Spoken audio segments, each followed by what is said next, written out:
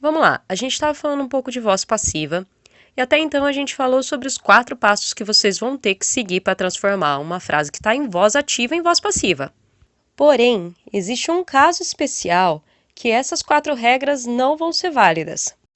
E o caso especial é quando vocês estiverem em frases que tenham 2 objetos, um objeto direto e um objeto indireto. Vamos primeiro tentar entender isso em português.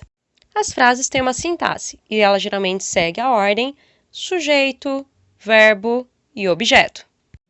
Se o objeto for direto, isso quer dizer que o sujeito consegue chegar no objeto sem que haja uma preposição aí no meio. É lógico que sempre dá para complicar, mas vamos focar nisso daqui. Já o objeto indireto quer dizer que antes houve uma preposição. O sujeito, para conseguir chegar até o objeto indireto, ele teve que pular uma preposição.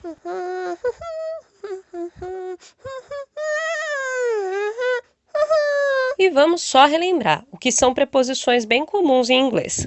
With, for, about, to, from, tudo isso daí é preposição. Ok, beleza, eu consegui identificar que a minha frase tem 2 objetos, sendo que um teve que usar uma preposição. Se fosse a regra normal de passive voice, você teria que trocar sujeito de lugar com objeto, usar o by antes do sujeito, o verbo da frase principal, usar ele na terceira coluna e depois usar o verbo to be no mesmo tempo da voz ativa. Aqui, a gente vai usar uma ordem muito louca. Então, vamos lá. A gente vai ter que usar o objeto indireto, mais o to be conjugado no tempo da ativa, mais o verbo na terceira coluna e depois o objeto direto. A gente vai sumir com o sujeito. Vamos continuar pensando em português. Ele deu flores para ela. E em inglês, o equivalente seria he gave flowers to her. O mesmo raciocínio, o he chega direto no flowers, mas ele pula o to para poder chegar no her. Flowers como objeto direto e o her como objeto indireto.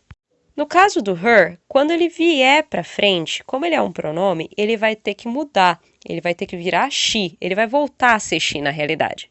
Depois, vocês precisam colocar o verbo to be no mesmo tempo da voz ativa, gave é passado, passado de to be é was ou were, e com she qual que dá certo? Was. E o verbo gave, que é o verbo na realidade to give, ele tem que ir para a terceira coluna, então vai ficar given, she was given. E por último, vocês vão colocar o objeto direto, que é flowers. She was given flowers e o he desapareceu. Tradução ao pé da letra disso daí, ela foi dada flores. Ou deram flores para ela. Notem a posição de cada coisa dentro da frase. E teria como, ao invés de ter falado he gave flowers to her, eu poderia ter feito essa frase sem a preposição. Eu poderia ter dito he gave her flowers. Mas vamos segurar a onda um pouquinho e não pensar nisso agora, ok? Eu acho que para a aula já tá bom pensar em passive voice e o caso especial da passive voice tudo de uma vez só. E é nóis!